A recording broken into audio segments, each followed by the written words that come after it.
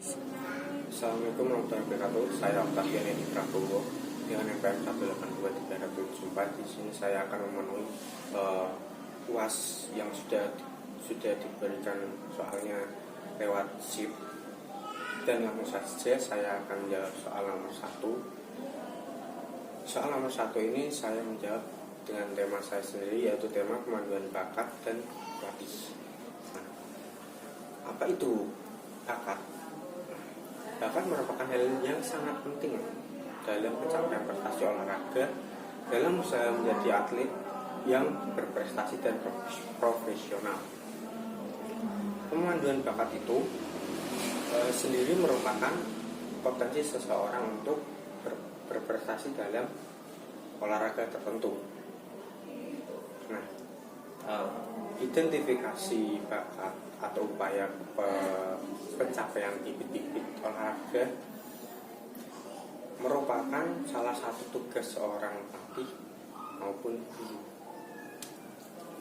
Tugas identifikasi itu sendiri pada dasarnya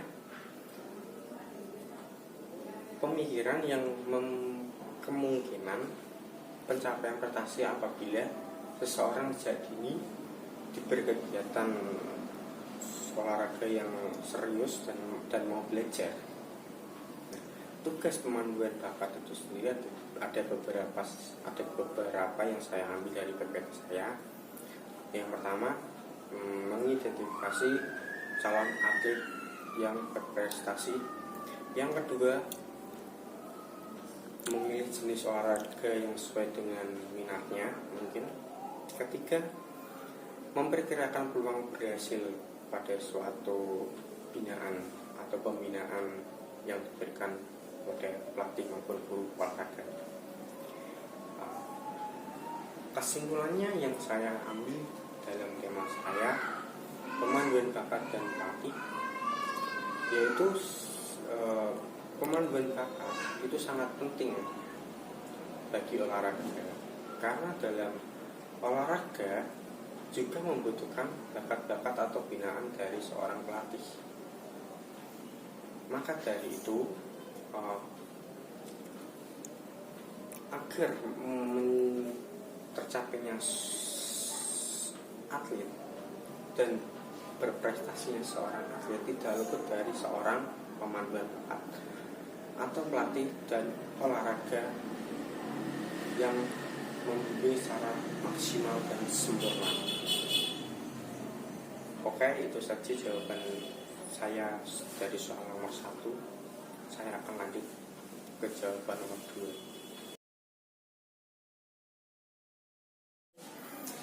Oke, saya lanjutkan jawaban nomor 2, yaitu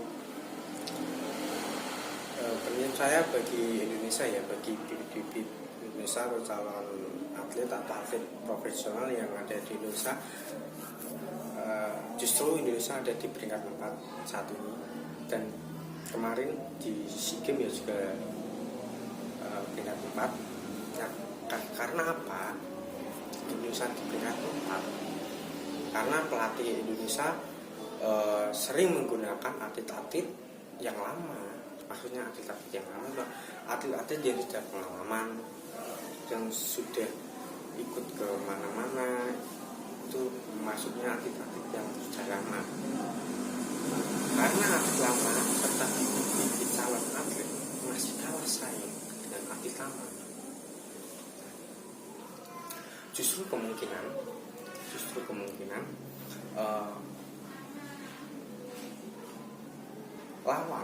lawan yang sudah mengetahui tentang ciri-ciri atlet lama Indonesia itu sudah paham karakternya, maka Indonesia dapat ditebak cara mainnya seperti apa. Dan dalam arti juga pelatih memberikan taktik atau materi yang sama dengan pelatih yang dulu. Maka pemain-pemain lawan atau pelatih lawan itu sudah mengetahui karakter pemain dan pelatih Indonesia. Maka dari itu seharusnya itu atlet-atlet muda kita itu justru bisa berpotensi ke jenjang SEA Games minimal jenjang SEA Games lah, PON lah, bahkan bisa ke Olimpiade dunia itu kemungkinan bisa. Karena apa?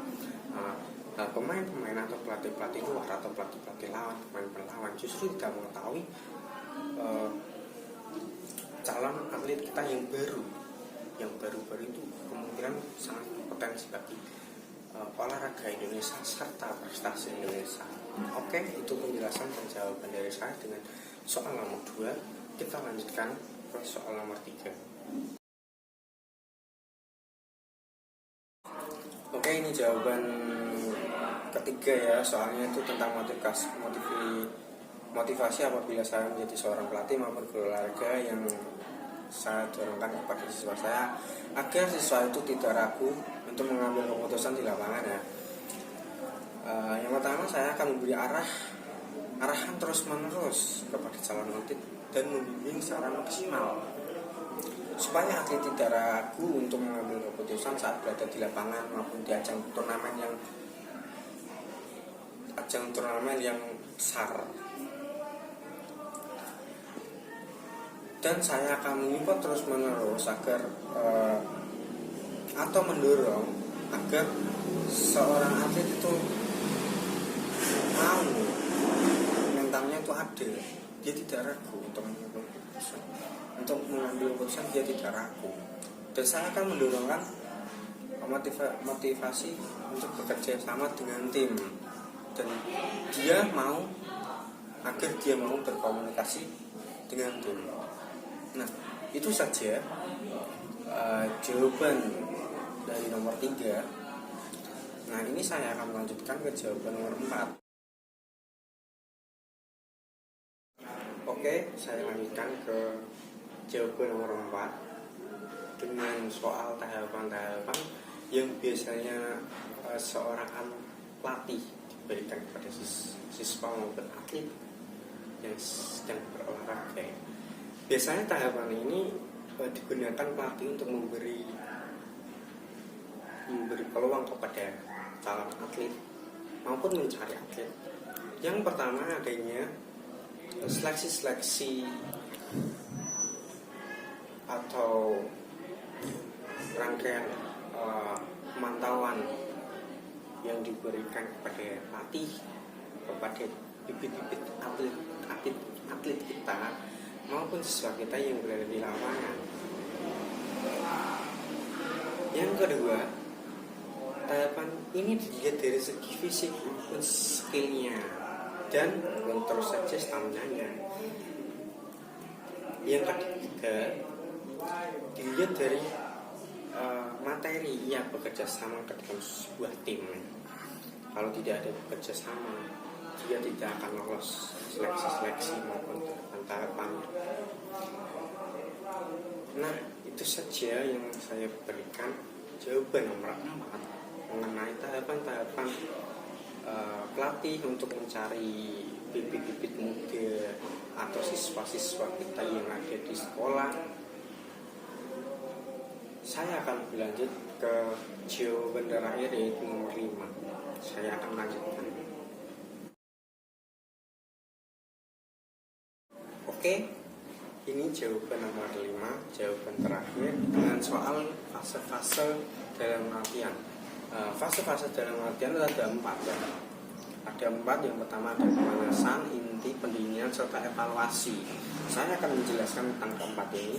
Yang pertama adalah pemanasan. Apabila sebelum kita berolahraga berat maupun mengeluarkan keringat yang banyak, nomor 1 adalah pemanasan ringan dulu, stretching ringan.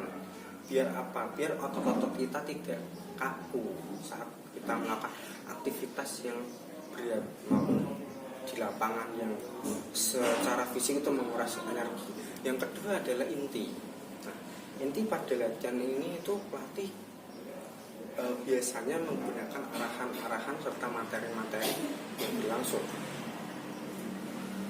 Materi apa yang biasanya digunakan pelatih? Biasanya menggunakan pelatih memberikan materi tentang permainan A. Nah, permainan A ini polanya ini, permainan B polanya ini. Jadi ada 2 unsur dalam inti ini, biasanya digunakan seorang atlet untuk berlatih ya. Yang ketiga adalah pendinginan. Pendinginan itu sendiri apabila seorang pemain atau seorang atlet yang sudah berolahraga dan sudah mengeluarkan keringat banyak serta energi habis, stamina habis, serta tenaga yang sangat menguras, biasanya pada latihan pelatih itu memberikan suatu rangkaian visual.